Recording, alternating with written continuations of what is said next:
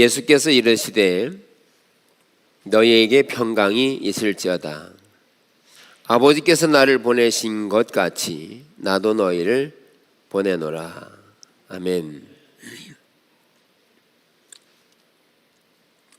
그러니까 종말론적인 시대에 우리는 어떻게 살아가야만 되는가? 아무렇게나 살아도 되는가? 이대로 살아도 되는가? 아니면 우리 신앙이 말하고 있는, 성경이 말하고 있는 대로 살아가야 될 것인가를 나누고 있습니다. 그래서 교회의 선교적인 소명, 정체성과 역할에 대한 부분을 나누고 있습니다. 지난주도 나눴지만 결국 종말론적인 시대를 살아가는 우리들을 하나님 나라의 백성이라고 정의할 수 있습니다. 즉 하나님이 통치하시는 나라의 백성, 즉 하나님의 통치는 하나님이 계시는 곳이 하나님의 나라입니다. 그러면 하나님이 계시는 곳은 어디나 계시기 때문에 하나님의 나라는 모든 곳이 하나님의 나라입니다.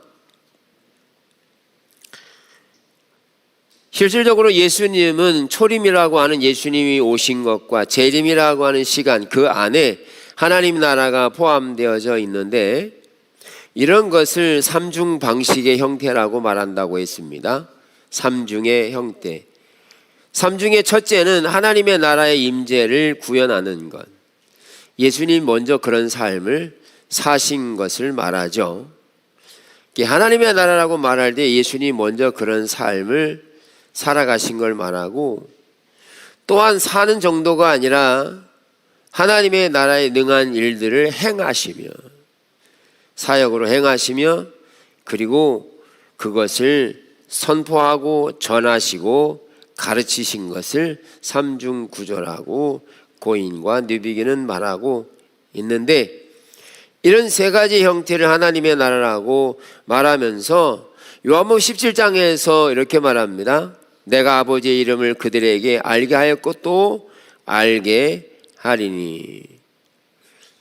이처럼 예수님이 하나님의 나라를 가지고 오셨을 뿐만 아니라 그렇게 사셨고 또 제자들에게 그 하나님의 나라를 알도록 하셨다라는 것을 말하고 있는데, 그러면 구체적으로 하나님의 나라라고 하는 말은 우리가 삶의 영역과 행위의 영역, 그리고 언어의 영역, 말의 영역, 이것이 나누어지지 않고 하나의 통일된 의미를 가지고 있다는 것입니다.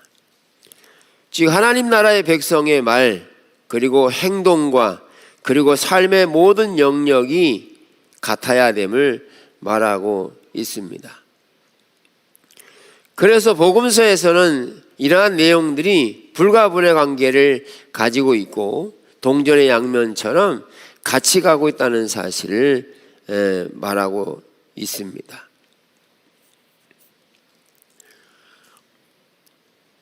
자, 이런 하나님의 나라를 삼중구조로 이야기하면서 하나님의 나라의 삶, 그 모든 삶은 결국 우리의 노력과 열심이 아니라 성령님이 주도하실 것을 말하고 있어요.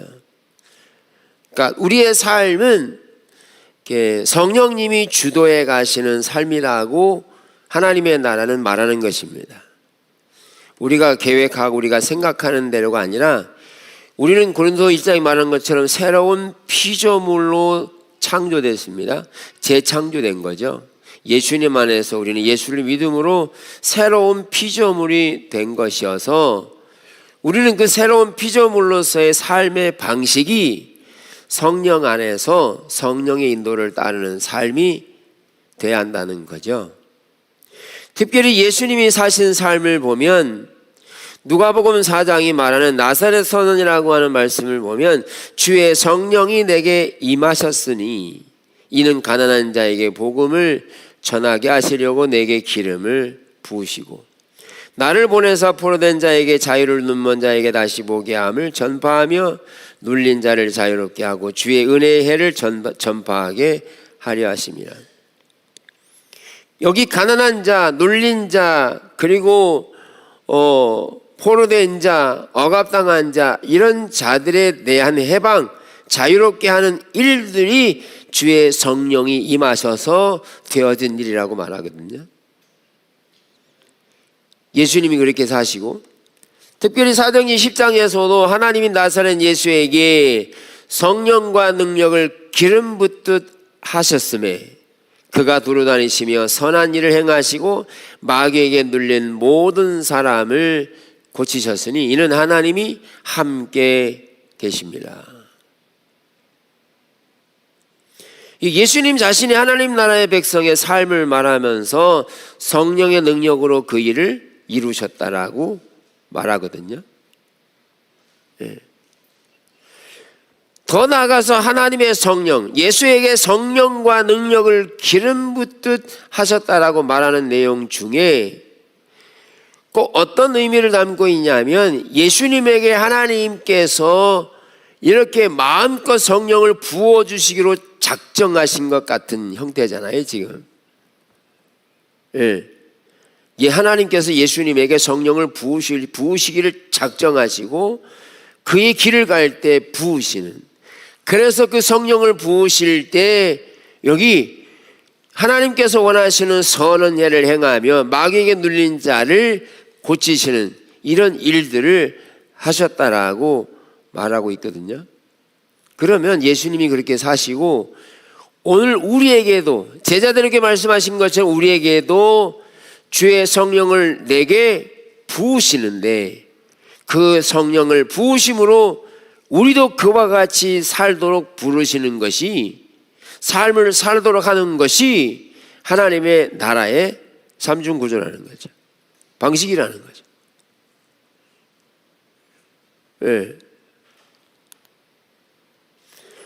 그러나 일부에서는 이런 일들이 자신의 일이라고, 구원받은 백성이 자신의 노력과 열심으로 그것을 이루고자 하는 이해를 가지고 있는 오류도 있습니다. 그러나 이 일은 삶의 방식과 성화를 가져오는 영역들, 이런 영역들은 철저하게 성령님의 일이십니다. 우리는 여기에서 좀 나누어 드려야 될 게 뭐냐면, 이게 성령의 일임에도 불구하고 우리는 가만히 있으면 되느냐? 아니죠. 가만히 있으면 되는 게 아니고 하나님께서 우리에게 보이신 일들과 관련해서 거기에 우리는 적극적으로 동참해야 그 말씀하신 하나님을 경험할 수 있는 것이죠. 하나님 말씀하셔도 동참하지 않으면 하나님을 경험할 수 없습니다. 성령께서 주도적으로 이끌어 가실 때 우리는 그 성령의 이끄심을 따라 그 현장에 있어야 되고요, 동참해야 합니다. 그래야 성령의 역사를 경험할 수 있습니다. 또한 이것이 성령의 일임과 동시에 우리가 하나님 나라의 백성으로 그렇게 삶을 살아가고자 할 때 여전히 실패하며 좌절을 맛보는 형태들을 좀 도와드릴 필요가 있어요. 여러분, 우리가 주님을 따라가다가 삶을 살다가 실망하고 좌절을 느낀 적이 있으시죠? 여러분 느낀 경우도 있고 반복적으로 느낀 경우도 있겠죠. 근데 왜 우리 주님을 따라가다가 실망을 느끼고 좌절할까요?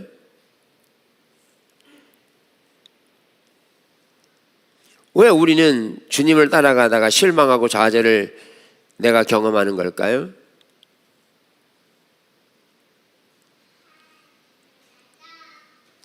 주님을 따라가다가 실망과 좌절을 느끼는 경우는 그 실패가 자신의 노력으로 결정되었다는 이해를 가지고 있는 거죠.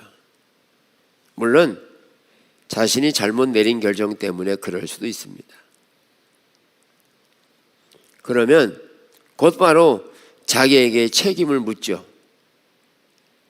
안 그럴 수 있는데 그렇게 됐다고 반복적으로 그렇게 말하죠. 그러면 그런 상태에서 다음에 세워지나요? 안 세워집니다. 반복적으로 실패하더라도 실패한 자신을 볼 수는 있지만 세워지지는 않아요. 강건하게 세워지고 그런 형태에서 세상을 이기는 게 안 된다는 거예요. 따라가려고 해도 안 되고요, 노력해도 안 되게 돼 있습니다. 왜 안 되느냐 하면, 주님을 따라가는 것은 우리의 노력과 결정 때문에 되는 게 아니고, 우리의 초점이 항상 우리를 세우시는 하나님께 두어야 우리는 세워집니다. 넘어지더라도 넘어진 자신을 보며 낙심할 게 아니라, 넘어진 자신 가운데서 하나님을 보고 하나님께 왜 이런 상태에서 자신이 무너져 내리고 실패했는지를 하나님께 묻고 하나님의 인도를 구해서 왜 그랬는지를 깨달아야 합니다. 그리고 하나님 말씀하신 대로 삶을 돌이켜서 행동화시키기 시작하면 이런 일들은 삶 속에서 죄를 이기는 능력, 강건하게 세워지는 그 자리로 가게 되는 거죠. 이 과정을 하지 않으면 반복적으로 실패를 경험하지만 세워지지는 않습니다. 세워지지 않으면 자신도 못 가거니와 다른 사람을 하나님께로 인도할 수 없습니다. 네. 그래서 실패와 좌절을 경험하더라도 초점은 하나님께 두어야 합니다. 아멘. 네.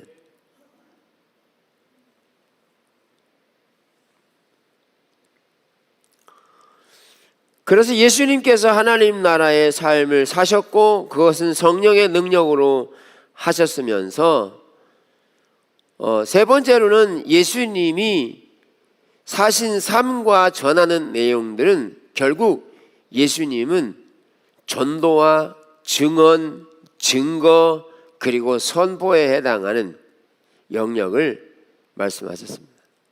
즉 주님이 하나님의 나라를 가져왔다는 것은 자신뿐만 아니라 많은 사람들에게 하나님의 나라를 선포하는 의미를 가지고 있다. 증거하는 의미를 가지고 있다.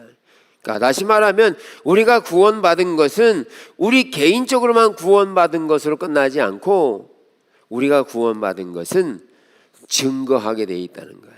뭐를 증거하느냐? 내 안에 계신 그리스도를 전하는데 그 전하는 것은 포괄적인 삶의 영역을 전해야 한다는 거죠. 전할 때, 증거할 때. 여러분, 우리가 많은 실패를 가져봤죠. 예수 믿으세요라고 아무리 말해도 사람들 반응을 안 보입니다. 오히려 짜증내고 싫어합니다. 왜 싫어하고 짜증낼까요? 예수님이 싫어서가 아니고 예수 믿는 우리들이 삶이 엉망이기 때문에.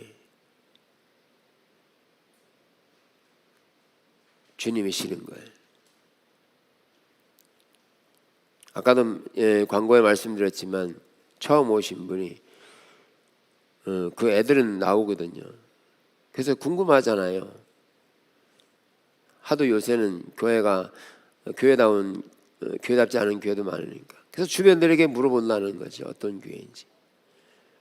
그러면 그들이 증언해 줄 때 어떤 교회인지를 이야기해 주면 그들은 반응을 보이겠죠. 좋지 않은 교회야. 그러면 막히는 거죠. 결국 우리는 하나님 나라의 백성의 삶을 살아야 되고 결국은 구원받았다는 말은 하나님 나라의 백성 됐다는 말은 결국 선교적인 백성으로 가지 않으면 교회는 부흥을 담아내기가 어렵다는 거예요.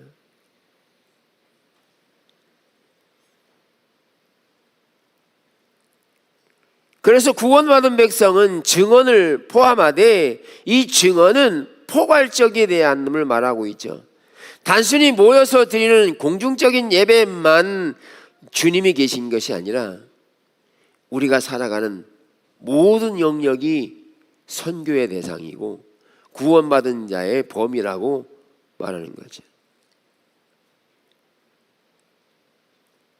그래서 구원은 증언할 때 포괄적인 의미를 가지고 있습니다.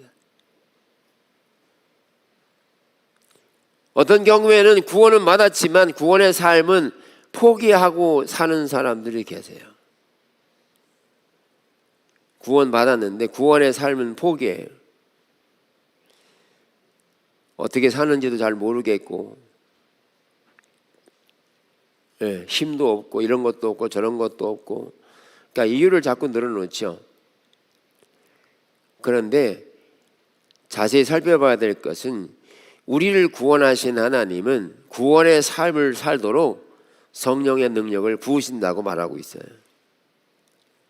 그래서 구원의 삶을 살아가는 영역도 성령님을 의지하고 철저하게 성령과 동행하며 살면 성령께서 우리를 선교적인 백성으로 살도록 인도해 가십니다.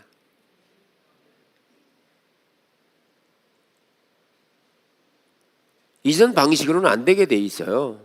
누차 말씀드리지만 이전 방식으로 계속 가면 갈수록 안 되게 돼 있다고요. 될 리가 없습니다. 이제는 새로운 피조물로 창조된 우리들은 주님이 원하시는 방식대로 살아가야 합니다. 선교적인 백성으로 살아가야 합니다.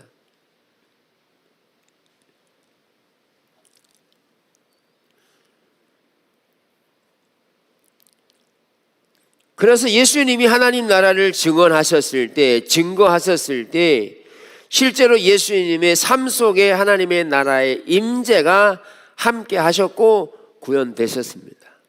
예수님이 먼저. 그래서 내가 하나님의 성령을 힘입어 귀신을 쫓아내는 것이면 하나님의 나라가 이미 너희에게 임하였느니라. 이 귀신을 쫓아내는 일이 하나님이 여기 함께 계셔서 지금 하나님의 나라의 일이라는 거예요. 하나님 나라의 일. 예수님이 하나님 나라를 가지고 오셨으면서 그 일을 함과 동시에 하나님의 나라가 임했다. 임했다는 말은 그의 삶의 영역이 나누어지지 않는다는 말이에요. 우리도 나누어지지 않아야 합니다.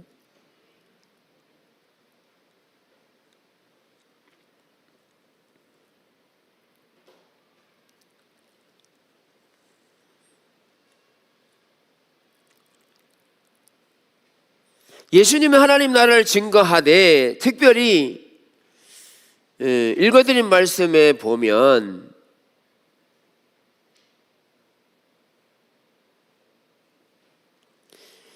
예수님은 하나님 나라를 증거하셨을 때 이르시되 우리가 다른 가까운 마을들로 가자. 거기서도 전도하리니 내가 이 일을 위하여 왔노라 하시고, 예수님의 소명 중에는 예수님이 그런 하나님 나라의 백성의 삶을 사셨고 주님의 또 아주 귀중한 일이 뭐냐 하면 내가 전도하러 왔다. 내가 이 일을 위하여 왔노라.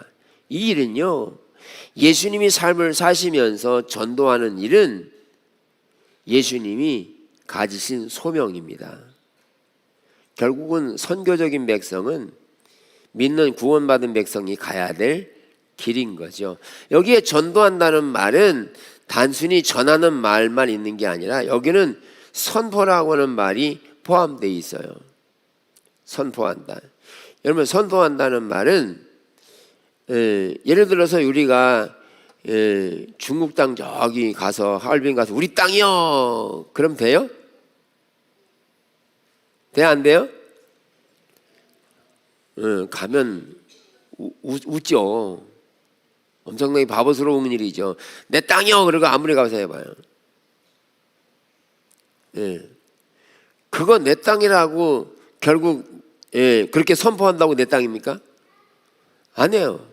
여기에 전도와 선포라는 내용은 가서 선포하면 그게 된다는 건데, 선포라는 말은 삶의 영역이 같이 가야 합니다. 내가 이렇게 선포할 때 내가 하나님 나라의 백성으로 삶을 사는 것과 동시에 그 하나님의 나라의 통치가 이루어지는 선포가 돼야.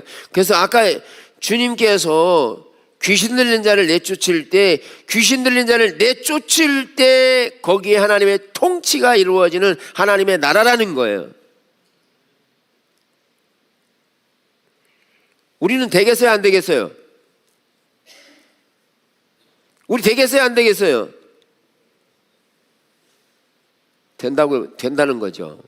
우리 하나님 나라의 백성이 된다는 의미는, 선포라는 말은 가서 눌린 자를 자유케 하는 그 현장이 선포이고, 더 나아가서 하나님의 나라가 이루어지는 거라는 거죠.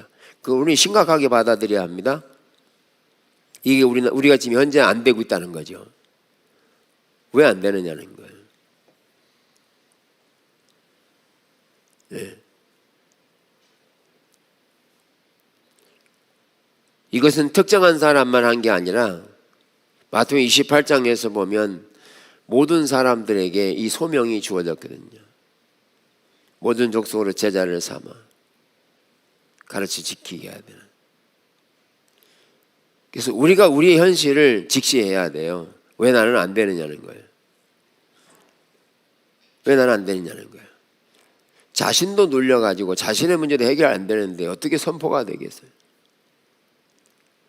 우선적으로 우리가 삶을 하나님 나라의 백성의 삶을 살도록 해야 하는 거죠. 그 선포가 그런 의미가 있어요. 그래서 눌린 자에게 가서 자유케 할 때 거기 하나님 나라가 이루어지는, 그래서 하나님의 통치가 이루어지도록 해야 돼요. 조지레드는 예수와 하나님의 나라에서 침례 요한의 때부터 지금까지 천국은 침노를 당하나니 침노하는 자는 빼앗느니라. 누가복음 16장에 율법과 선지자는 요한의 때까지요, 그 후부터는 하나님의 나라의 복음이 전파되어 사람마다 그리로 침입하느니라. 누가 그렇게 사는 게 아니라 하나님 나라의 백성, 천국이라고 말하는 하나님 나라의 백성은 그 하나님의 나라를 침노한다. 침노하는 무리라. 더 나아가서 침노하는 자는 빼앗느니라. NIV 성경은 천국이 강력하게 진격하고 있다. 여기에 천국이 강력하게 진격하고 있다는 말은 강제 집행의 내용이 포함되어 있어요. 강제 집행.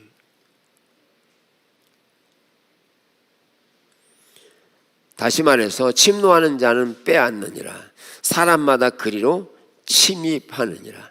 여러분, 우리가 기억해야 될 게, 우리가 하나님 나라의 백성으로서 예수님이 하신 삶을 우리도 그렇게 살아가야 되는데, 이것이 하나님 나라의 백성은 침노를 당한다. 침노한 자는 얻는다 그랬어요. 하나님 나라의 백성 살기를 침노하는 무리가 되셔야 합니다. 우리가 어떻게 그렇게 살겠어? 이런 구시대적인 사고를 버리고 내가 그 나라에 들어가서 살아야 될 소명이 있습니다.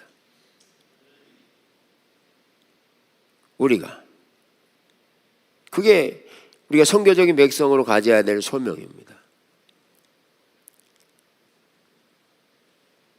그래서 눌린 자에게 가서 그곳이 하나님 나라가 되도록 해야 되고, 병든 자에게 손 얹어 기도하여서 병든 자를 고쳐야 되는 일이 결국 예수님의 이름과 동시에 구원받은 우리들이 하나님의 백성으로서의 하나님 나라의 삶인 것을 말하고 있는데, 이것은 새로운 피조물로 창조된 그리스도 안에서 우리에게 주신 소명이고 우리가 해야 될 일인 것이죠.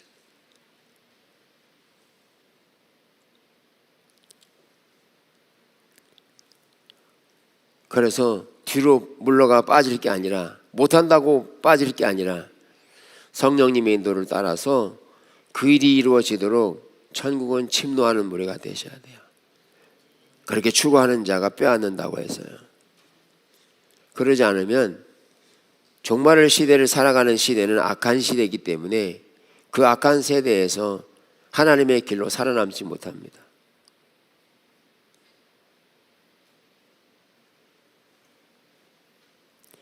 물론 이렇게 하나님의 방식대로 살아가면 세상에 비웃음과 조롱이 있을 수 있어요.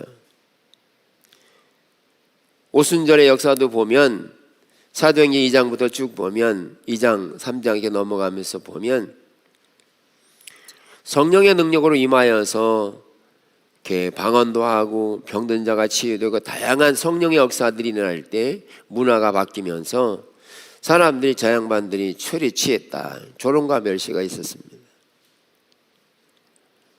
그런데 그들이 조롱과 멸시했지만 복음은 강력하게 선포되고 증거되고 그 문화를 바꿔버렸습니다.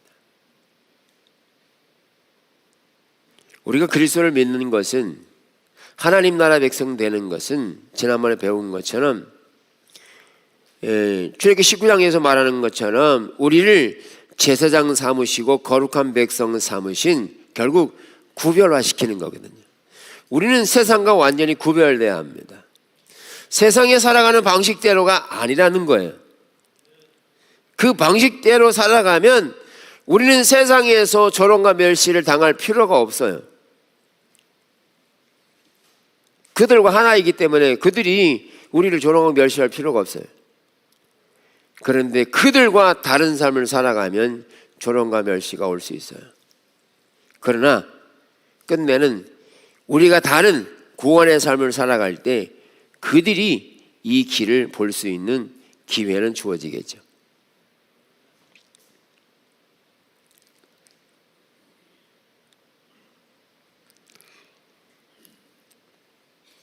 그래서 이런 하나님의 나라가 강력하게 집행되는, 하나님의 성령이 함께 할 때 강력하게 집행이 돼서, 그래서 하나님 나라의 백성으로 살아가도록 하나님 우리를 인도해 가시고요. 조지 레드는 그의 책에서 하나님의 나라는 행위에서뿐만 아니라 말씀 안에서도 현재적이다.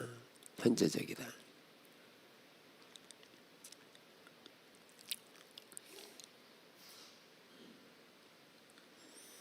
그래서 예수님이 선포할 때 포로된 자가 자유를 얻고 눈먼 자의 회복과 눌린 자가 자유케 되는 일들을 현재적으로 보게 된 거죠. 소경이 보며 앉은 매가 걸으며 문둥이가 깨끗함을 받으며 귀머거리가 들으며 죽은 자가 살아나며 가난한 자에게 복음이 전파된다. 이 구절에서 이 문장은 절정에 이르는데 이 메시지가 새 시대를 창조하며 그것이 메시아적 성취의 표징들을 가능하게 해주고 말씀이 하나님의 나라를 일으키는 것을 볼 수 있다. 그러니까 이렇게 소경이 보며 앉은 매가 걸으며 이런 일들이 일어날 때 이것은 하나님의 나라에서 주는 새 창조의 일들이라는 거예요. 이 세상에서 이루어질 일이 아니라 하나님의 백성들을 통해서 이루어질 새 창조의 일들이라는 거예요. 세상이 감당 못할 일들. 너무너무 놀라운 거죠.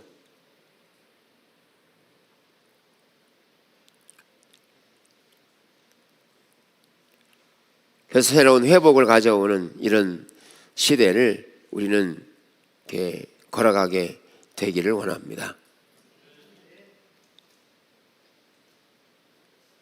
이제 우리는 우리가 가지고 있는 지식과 정보, 경험들에 의지해서가 아니라 성경을 토대로 한 기초로 한 말씀에 의지해서 우리가 가려졌던 영역들을 새로 볼 수 있는 눈을 열어야 합니다.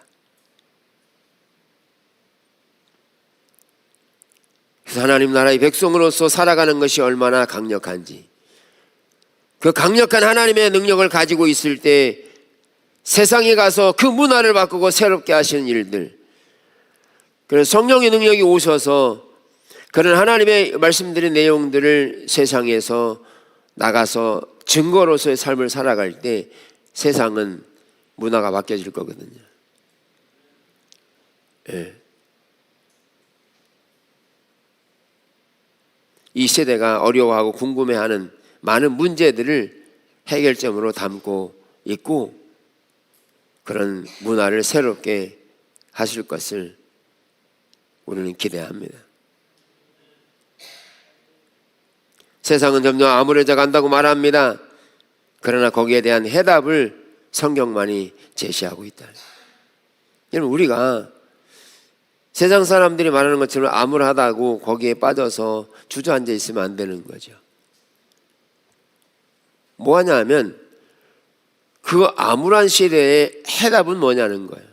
이 해답을 제시해야 된다는 거죠. 학생들을 가르치는 교사가 해답을 갖지 못하고 있으면 어떻게 되겠어요? 이건 정말 심각해지는 거죠.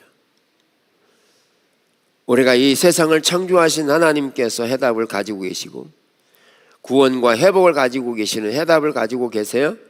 그러면 우리도 하나님 나라의 백성으로서 이 세상 가운데 이 세상을 어떻게 할 거냐, 이 세상 흘러가는 데는 내버려 둘 거냐, 사람들이 궁금해하고 질문할 때 하나님 나라 안에서 회복될 것을 우리는 해답으로 제시하고 그런 삶으로 증거해야만 하나님께서 그 하나님 나라의 백성을 통하여 회복을 이루실 거라는 거죠. 같이 세상이 어두워 그렇게 무너져 내리면 안 된다는 거죠. 하나님이 회복하실 것입니다. 하나님만이 대하님을 우리는 알고 있어야 되고 그런 삶으로 살며 증거해야 되는, 그래서 세상에 소망을 주고 그리고 이 땅 가운데 하나님 나라가 회복돼서 하나님의 영광으로 임재하시는 그 일에 우리가 동참하고 있음을 말할 때 세상이 비웃을 수도 있죠. 그들은 안 믿으니까 조롱당할 수도 있겠죠. 그러나 하나님은 믿는 자들을 통하여 그 일을 이루어 가실 것을 말씀하고 있죠. 그게 신앙이고 전능하신 하나님을 믿는 거죠. 아멘. 이제 우리는 신앙을 이론에서 알고 있는 지식과 정보나 말에서 삶으로 증거하는 삶의 영역이 하나가 되어야 된다는 사실을 기억하고 이 시대를 밝힐 수 있는 빛과 소금의 역할을 향해서 하나님 나라로 나아가는 은혜를 가지고 누리는 삶이 되시기를 바라고요. 침노하는 무리가 되시기를 바랍니다.